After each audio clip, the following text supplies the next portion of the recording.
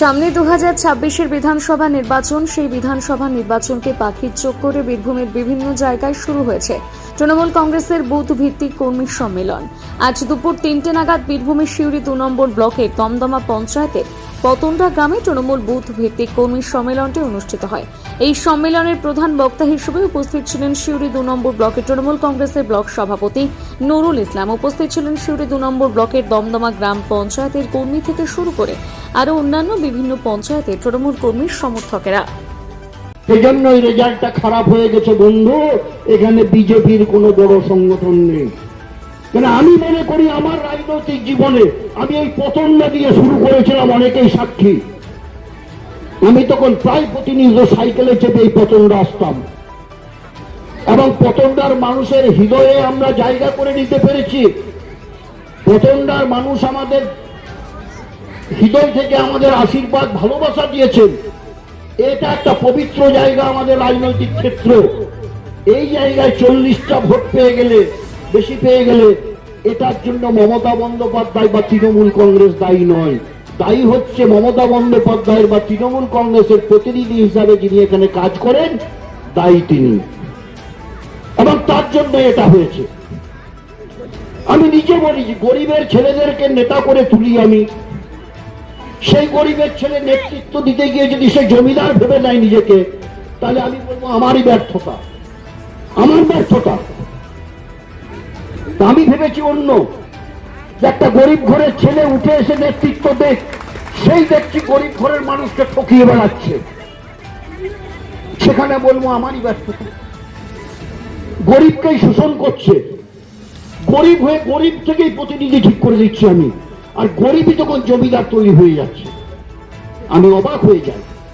এদের চরিত্রের পরিবর্তন কখন হবে? আমার সবচাইতে যেটা গুরুত্বপূর্ণ কথা, এখানে অনেক মানুষ আছেন যাদের মধ্যে থেকে নেতা হয়ে ওঠার মানুষ অনেক আছেন।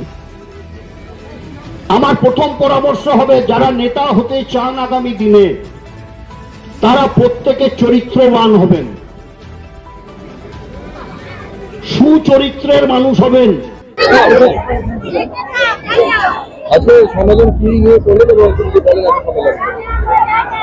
আমাদের বুথ ভিত্তিক সম্মেলনগুলো আমাদের শেষ হয়েছে।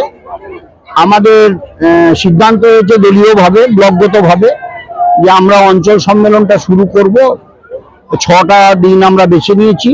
তার মধ্যে আজকে 16 তারিখ, আজকে হচ্ছে আমাদের দমদমা অঞ্চল হলো।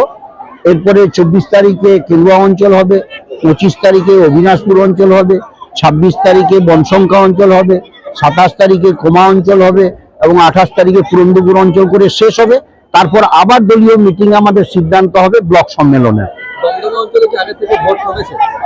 আগে থেকে ভোট বেড়েছে, 2500 ভোট বেড়েছে। গত বিধানসভার থেকে 2500 ভোট বেশি বেড়েছে দমদমা অঞ্চলে। আগে ছিল আমাদের 3000, প্রায় 3500 মতো। এবারে সেই ভোটটা লিড বেড়েছে বা 5500। স্বাভাবিকভাবে ভোট বেড়েছে।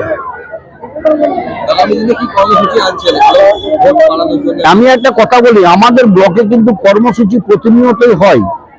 তার কারণ আমরা যেমন বুথ লেভেলের কর্মীদেরকে আমরা বলেছি যে ভাই, তোমরা নিজের নিজের বুথে পাড়ায় পাড়ায় পাড়া কমিটি আছে, সেগুলোকে নিয়ে তোমরা মানুষের সঙ্গে সংযোগ চালিয়ে যাও।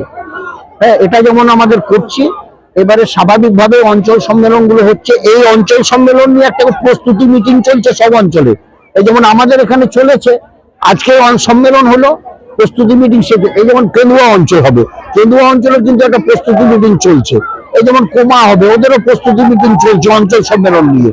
এই যেমন সব অঞ্চলেরই একটা প্রস্তুতি মিটিং চলছে। এবারে হবে অঞ্চল সম্মেলনগুলো শেষ হয়ে যাবে, তারপর আবার আমরা ব্লক মিটিং ডাকবো, অফিসিয়াল মিটিং, আমাদের অফিস বিয়ারার মিটিং। সেই মিটিংয়ে বসে আমরা ঠিক করব যে আমরা ব্লকের সম্মেলনটা কোন তারিখে করব।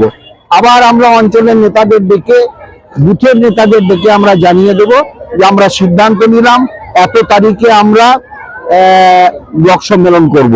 সেভাবেই হবে এবং কোনো না কোনো কর্মসূচির মধ্যে আমরা থাকবোই।